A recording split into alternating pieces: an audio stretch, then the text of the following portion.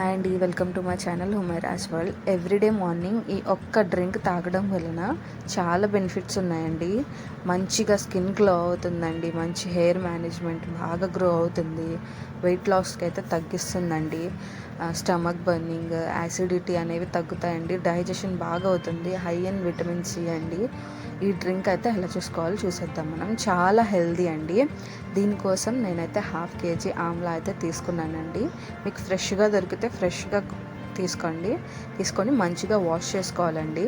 Wash చేసుకొని ఇలా పీసెస్లా cut చేసేసుకోవాలి. మనకి ఏ సైజు నచ్చితే ఆ సైజులో అయితే కట్ చేసేసుకోవచ్చండి. మధ్యలో సీడ్ అనేది తీసేయాలండి.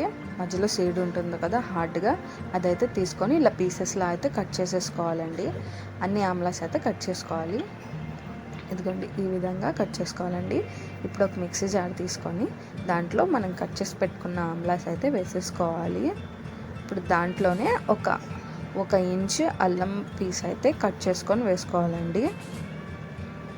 వేసుకొని ఇప్పుడు ఒక 4 రెమ్మల కరివేపాకు అయితే వేసుకోవాలండి.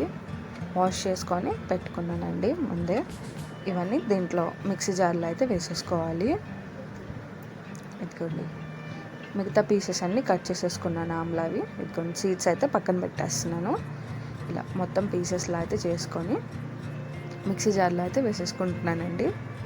ఇప్పుడు వీటన్నిటిని మెత్తగా పేస్ట్ అయితే చేసుకోవాలి. ఒకవేళ మీకు మిక్సీ జార్ తిరగకపోతే ఒక 1/2 గ్లాస్ అయితే వాటర్ పోసుకొని ఇలా మంచి పేస్ట్లా అయితే చేసేసుకోండి. ఇప్పుడు ఒక కాటన్ క్లాత్లో ఈ ఆమ్లా జ్యూస్ మొత్తాన్ని అయితే ఎక్స్ట్రాక్ట్ చేసేసుకోవాలండి. ఇదిగోండి, ఇలా ప్యూర్ ఆమ్లా జ్యూసేనండి, కాన్సన్ట్రేట్ కాదు. ఇదిగోండి, ప్యూర్ ఇలా మొత్తం పిండుకొని క్లాత్లో ఇలా తీసేసుకోవాలి మొత్తం జ్యూస్ని. ఈ ఏదైతే పిప్పి ఉందో ఈ చెట్లు ఉంటే మీకు ఒకవేళ చెట్లకి వేసేసుకోండి. ఇప్పుడు దీంట్లోనే ఒక 1/2 స్పూన్ పింక్ సాల్ట్ అయితే వేసుకుంటున్నానండి. జ్యూస్లోనే వేసుకొని బాగా కలుపుకోవాలి.